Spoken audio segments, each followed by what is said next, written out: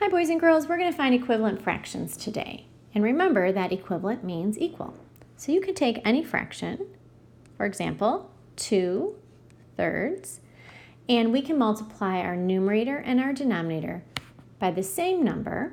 We'll find an equivalent fraction. It can be any number that you want, and that's take, for example, and multiply 2/3 by 2/2. So first I multiply my numerator, so 2 times 2 is 4. And then I'm going to multiply my denominator, so 3 times 2 is 6.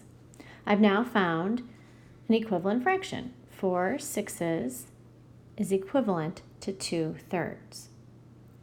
Okay, so now it's your turn to try one. Let's take 3/4, and if you write this down on your paper, and I want you to find an equivalent fraction by multiplying it by 4/4. So set your problem up to look like this. 3/4 times 4/4. Notice that I'm writing it horizontally.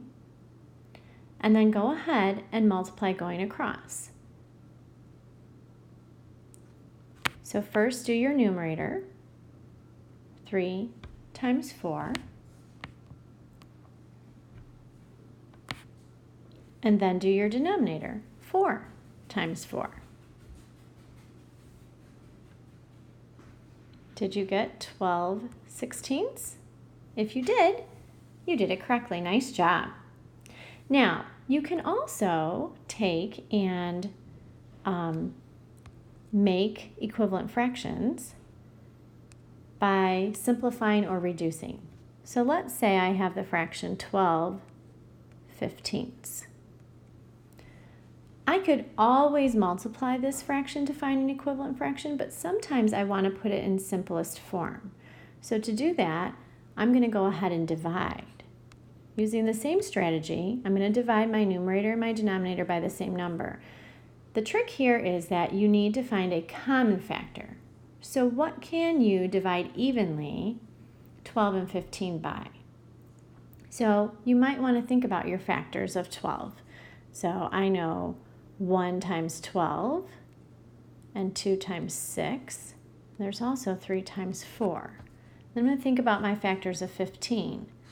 1 times 15 and 3 times 5.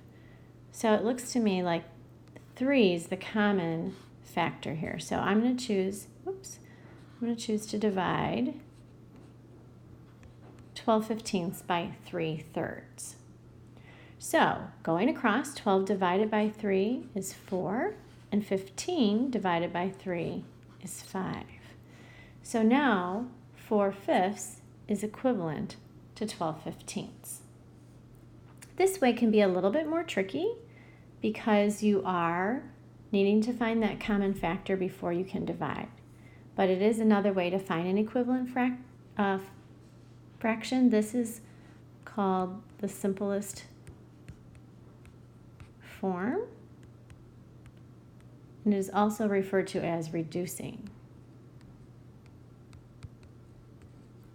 All right, I want you to go ahead and try this next problem. I want you to see if you can find an equivalent fraction of 1/5. And it can be you can multiply by any number that you'd like in order to do this. I'm going to go ahead and pause my video for a moment and give you a chance to work. And then you can see if you did it. Okay, so hopefully you paused it and gave yourself a chance to work this out. Remember, it will be equivalent as long as you choose to multiply both your numerator and your denominator by the same number. So if you choose 3, like I did, you'll get 3/15. But if you chose another number, that works too. Remember, it can be any number that you want as long as you multiply both your numerator and your denominator by that same number. Otherwise, they get jealous, right? So just pick a number and multiply going across, and you've got yourself an equivalent fraction. Great job, you guys. Have fun practicing.